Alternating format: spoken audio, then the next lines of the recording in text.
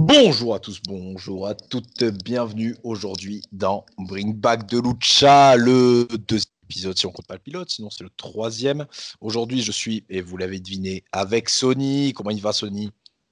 Écoute, ça va très bien. Est-ce que tu as Ça le bon va très micro bien. Sony? J'ai un doute là. J'ai le bon micro, je viens de le changer. Ah ok parfait, je me disais que tout Dernièrement, à l'heure pendant que que tu c'était... parlais, je me disais que j'allais être short, mais tout va bien. Yes. Tout va bien, tout va bien. On va parler Lucha Underground, donc tout va bien. Merde. Aujourd'hui on va parler de l'épisode 2. Sony, quel est le titre de cet épisode? Los Demonios, les démons. Enfin, je pense. Je parle pas espagnol, mais à mon avis, ça veut dire ça. Ça va vouloir Oui, dire ça. ouais, je pense pas que ça veut dire les Dominos. Mm. Petit avis sur Domino's Pizza là? Leurs pizzas sont dégueulasses, mais Ouais, ça dépanne franchement, quand t'as c'est... vraiment la dalle. Ouais, voilà, exactement. Mm. Comme la plupart des chaînes de pizza, de toute façon. Mm. Mm. Mm. On divague très vite, hein. Mm.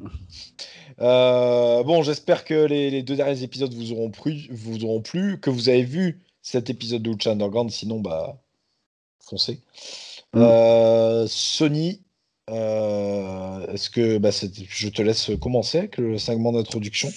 Donc, on ouvre sur le classique replay de ce qui s'est passé le show d'avant. Donc, je vais pas refaire la dernière Oui, vidéo. oui, voilà, on l'a déjà Voilà. fait. Et le premier segment donc, va se passer sur le ring où on va nous présenter le Crunch Show. Crunchoku, pardon. Crunch. Le Crinchoku, c'est très dur à dire. Donc le Crinchoku, c'est les mecs qui ont attaqué Prince Puma et Johnny Mundo à la fin du dernier épisode. Donc de Voilà, ils Romo vont se Solo, présenter Cisco et Castro. et Big Rick. Big Rick et donc Big Ezekiel Rick, Jackson. Ezekiel Jackson. Donc voilà, ils vont se présenter chacun valide sa petite pique envers Mundo et Puma. Ce à quoi Mundo va débarquer et commencer à péter des bouches, suivi de Prince Puma qui va commencer à arriver à péter des bouches et hold on, hold on, hold on. Première sortie de Monsieur Dario Cueto qui tel le Teddy Long qui n'est pas, va annoncer pour tout de suite un tactic match entre donc Cisco et Cortez Castro contre The Future of Flight, Prince Puma et le Wednesday Night Delight, Johnny Mundo. Et je te laisse décrire le match. Yes, un match assez solide qui, je pense, on n'a pas fini la soirée, mais était pour moi le match de la soirée en tout cas, puisque le main event, on y reviendra, était plus introductif que qualitatif dans le ring. Donc match bien solide, ça volait dans tous les sens. On a peu vu Mundo, on a attendu un bon moment avant de voir Mundo dans ce match. Big Rick était très important et très très charismatique, vraiment le mec véridique, hein. Le mec, si vous n'avez pas vu le show, se fume son cigare en regardant ses potes se foutre sur la gueule. Donc vraiment Big Rick au sommet. Je crois qu'il a un verre de Sky à la main aussi. Si je me trompe pas, il a un verre de whisky. Ouais, il invente quelque chose en tout cas. Est-ce qu'ils ont réellement mis du whisky ou du jus de pomme? Je ne sais pas. Mais en tout cas, ouais. Enfin, Big Rick est vraiment en donne. Bon, après, c'est clairement le manager le moins utile que tu puisses avoir dans ta carrière, hein, vu qu'il il fait à peu près la même chose que le public. Mais en tout cas, il a régalé. À la fin, ça termine avec du gros spot fest. Très high fly avec de Future Flight logiquement. Prince Puma et Mundo, et si ma mémoire est cool, les deux font le tomber en même temps. Deux vont tomber en même temps, et tant mieux parce que clairement je pense que l'arbitre, le pauvre, ne savait plus qui était l'homme légal. Donc tomber en même temps, un, dos, Tombé en tres. même temps à la suite de deux 450 splash en simultané de Mundo et de Puma, chacun dans son coin du ring. Le spot est overstylé et effectivement la synchro est quasi parfaite. C'est très très beau comme finish. Et avec les angles de Voilà. caméra de Lucha Underground, archi stylé. Mm. Voilà. Les plans zénithaux, voilà. Et, Première, et je pense que là-dessus, c'est et là-dessus, attends, la Lucha Underground, ça a été. Pardon. Ouais, juste là-dessus, donc Puma et Mundo remportent donc le match. Et pendant ce temps, pendant qu'ils célèbrent, Big Rick euh, se casse pas content. Donc à voir qu'est-ce qui nous attend. Maigri pas content. Non, je disais que voilà, c'est l'introduction des plans zénithaux. Donc les plans zénithaux, pour ceux qui n'ont pas le vocabulaire un peu cinéma, c'est un plan vu du haut, quoi, vu du zénith. Et je crois que la Lucha Underground, ça a été un peu la première à faire ce genre de plan. Dites-moi en commentaire si je me plante, mais Après, je pense que ça a déjà, été la déjà c'est première. compliqué parce que tu peux pas le faire en toute salle où ça demande beaucoup plus de Non, budget. non, non, ouais. Voilà, les premiers plans zénithaux. D'ailleurs, il y en a un magnifique à la fin du show, mais ça, on y reviendra plus tard. Voilà, après, on a une petite pub et retour de Conan qui va nous présenter encore un peu plus en détail Prince Puma. Voilà, c'est un show, on l'a dit, très introductif qui va nous expliquer qu'il a trouvé Puma dans la rue quand il a quand il a entendu son nom de famille, il a compris que c'était l'héritier de la tribu de la tribu du puma ou du jaguar, pardon. C'est la tribu du jaguar aztèque et que il perdait son temps à combattre contre des petites frappes dans la rue. Et qu'il avait décidé de l'entraîner pour l'amener au plus haut niveau et le faire de lui la star de la Lucha Underground et redorer le blason de sa tribu qui avait été une tribu déchue apparemment. Voilà. Et on voit la première vignette. Donc Conan qui visuellement dans ce segment ressemble clairement à, un entraîneur de foot de poussin, quoi. Oui, ouais, c'est à peu près ça. Ouais. Tu sens qu'il a bien picolé avant l'entraînement, qu'il va retourner picoler après. Et que, Que s'il avait pu picoler pendant, il aurait fait. voilà. Avec son petit béret, enfin. Tu sens qu'il a le. Tu vois, comme on dirait chez nous à Toulouse, tu sens qu'il a l'œil jaune. Tu vois, tu sens qu'il a été chez l'oncle avant de faire le segment et qu'il il a l'œil jaune. Voilà, bon, ça ne parlera qu'aux Toulousains. J'espère qu'il y en a sur cette vidéo. On vous fait des gros bisous. Voilà. Donc voilà, petit segment et on nous introduit une petite vignette, mon entra Mil Muertes, accompagné de Katrina. Donc encore un visage, bon, ben, pas très connu forcément si vous n'avez pas suivi NXT dans ses premières moutures. Donc Katrina qui était à la WWE, rappelle-moi Alex. Oula, je me rappelle pas, franchement. Ok. J'ai Écoute, pensé à je des vais trucs rencontrer. assez marquants. Je vais Je vais te dire, continuer. je vais te dire. Je vais continuer. Donc voilà, elle nous explique que pardon, que pour chaque homme, peu importe sa force, sa capacité, son cœur, une chose est sûre, 1000 morts sont à venir et que l'homme aux 1000 morts Ah, vient c'était ce soir. Maxine, je sais quoi. Maxine, ouais, voilà. J'avais plus le nom. Et voilà, et on enchaîne sur le deuxième match de la soirée, qui est un match tag team intergender. Et je te laisse présenter les compétiteurs. Ouais, alors contrairement au segment précédent, là on reste sur des gens qu'on a déjà vus lors du dernier show, sauf une, et c'est la partenaire de Son of Havoc qui est d'autre que Ivelisse, donc on voit pour la première fois du côté de chez Lucha Underground, et quand on la verra, ce sera pas pour rien, elle va nous régaler. Non, elle va nous régaler pendant au moins 3 saisons. Et Oh, face à Chavo Guerrero et la catcheuse préférée de Sony, Sexy Star, c'est faux. putain. Euh, Voilà. donc, pour ton plus grand plaisir en plus, elle gagne. Ouais, génial. Donc victoire, le tombé se fait sur Avoc, non pas sur Ivelis. Mm. Alors c'était pas un match grandiose, hein, ça faisait, c'était assez court, j'ai pas la durée du match, mais ça a pas duré sans plombe. C'était un match Non. très, somme toute, Non. classique. Mm. Oui, dans l'intérêt Ouais. qu'on a. Dans l'intérêt qu'on a vu quand même qu'il n'y avait pas non plus malgré leur victoire, pas non plus une grande amitié entre Chavo et Sexy Star. On va pas s'attendre à les avoir en équipe Non, pendant surtout, 15 ans. surtout avec ce qui va suivre après. Surtout, et le match sert surtout d'un peu de vitrine pour montrer Vélis. Je trouve qu'elle a quand même pas mal brillé dans ce match. Ah oui, Elle a Son fait des of trucs Havoc, bien stylés. on voit Ouais, très peu ouais. dans le match. Voilà. En plus, ça finit sur un roll-up de merde. Bon, bref. Voilà, complètement. De Sexy Star. Hmm, Rien de pour te plaire. sexiste. Rien pour me plaire. Au moins, elle a blessé personne. Comme quoi. Faut trouver des points positifs. Et Exact. Dieu sait qu'elle en a blessé. Sauf que contrairement à Nia Jax, elle fait exprès. Voilà, je vais m'arrêter sur Sexy Star J'ai maintenant, aucune sinon preuve sur le fait que Nia Jax ne le fasse pas exprès. c'est vrai. Mais bon, on peut se douter qu'elle fait pas exprès. Voilà, je vous promets que je ferai un épisode de la hit sur Sexy Star un jour. Je prendrai les commandes et je ferai une hit sur Sexy Star. C'est noté. Voilà. De retour à la pub, du coup, après la pub, on voit Blue Demon Jr. s'entraîner, se préparer pour son match, ce catcheur qui a marqué l'histoire de la lucha libre à travers les âges. Et pour la première fois, je pense, on voit, pour la première fois, on va dire de la magie dans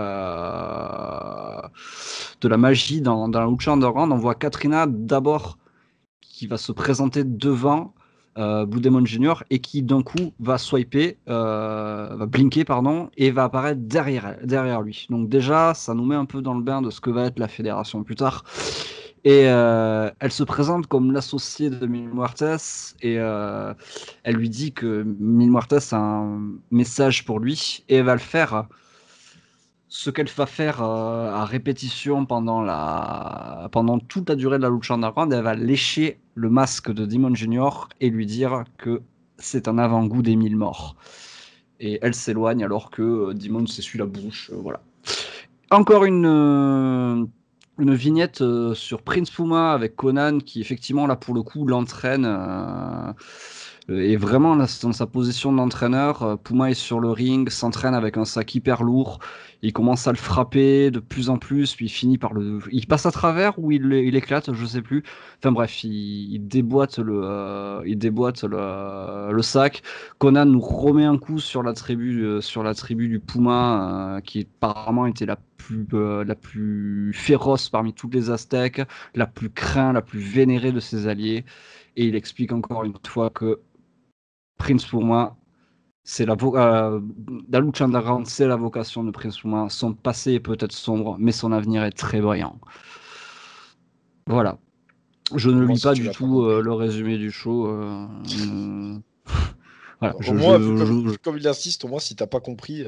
Ouais, ouais. Et on arrive au main event de la soirée.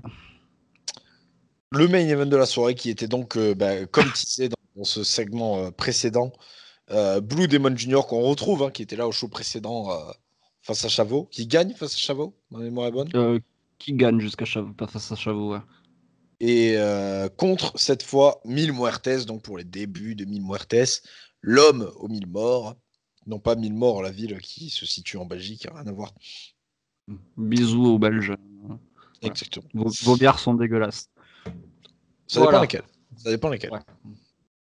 Globalement, voilà. Je pense qu'il y a quand même pas mal de bières dégueulasses. Mais bref, ce n'est pas du tout le débat.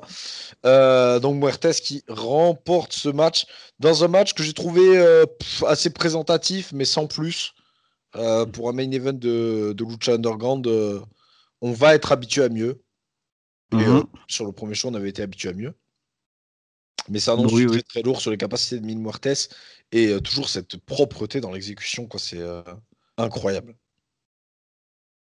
Ouais. Après, c'est l'avantage de faire du pré-enregistré, c'est-à-dire que s'il y a un botch, bah, tu le refais. Oui, Et ou tu au moins coupes au tu fais un montage. tu fais un plan différent. Ouais. Du coup, victoire de Mil Muertes assez facilement. Hein. On va dire que Boudimon a eu de l'offense, mais pas trop. Et sans va suivre, tout simplement Mil Muertes qui va commencer à s'acharner sur Blue Demon. Katrina va filer un truc, on ne sait pas trop ce que c'est pour frapper pour frapper Demon. C'est à ce moment-là que Chavo arrive avec une chaise pour faire fuir Mil Muertes, mais pas que. Parce qu'au moment où Demon va se lever, Chavo va lui mettre un énorme coup de chaise dans la gueule. Le coup de chaise, il est ultra sale. Il va commencer à s'acharner sur Demon. Je sais plus qui vient tenter de faire le save, mais le fait est que il explose à peu près tout le monde qui vient l'aider et au dernier moment, Sexy Star va arriver, va tenter de s'interposer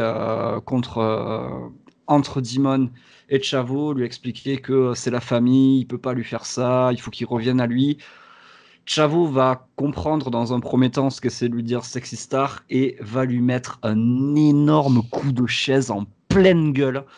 Pour ton plus grand Sexy plaisir. Star nettoyé et on finit sur un magnifique plan zénital du chaos, donc le ring vu de haut, Sexy Star, Blue Demon qui sont couchés, les arbitres, le chaos est complet et Chavo qui s'en va avec sa chaise. Non, je crois qu'il laisse la chaise qui est absolument défoncée. Et j'avais oublié, pardon, Blue Demon qui va être évacué en civière et Chavo qui va continuer à l'attaquer. Et on voit le show se finir sur l'ambulance qui charge Blue Demon et qui part. Voilà. La fin était plutôt stylée en vrai. Très belle fin. Très belle beau fin. après-match. Voilà, un petit retour. Voilà, c'est pas le meilleur épisode. C'est un peu un épisode de transition, un petit épisode de préparation. Le premier était vraiment ouf parce qu'il fallait marquer les esprits, lancer le truc. Là, on est sur un épisode un peu plus posé qui pose un peu plus de base. Ça va être ça pendant assez de temps pendant la saison 1 parce qu'il va y avoir beaucoup de personnages à présenter. Faut savoir qu'à Lucha Underground, il n'y a jamais un mec qui arrive comme ça en mode c'est qui.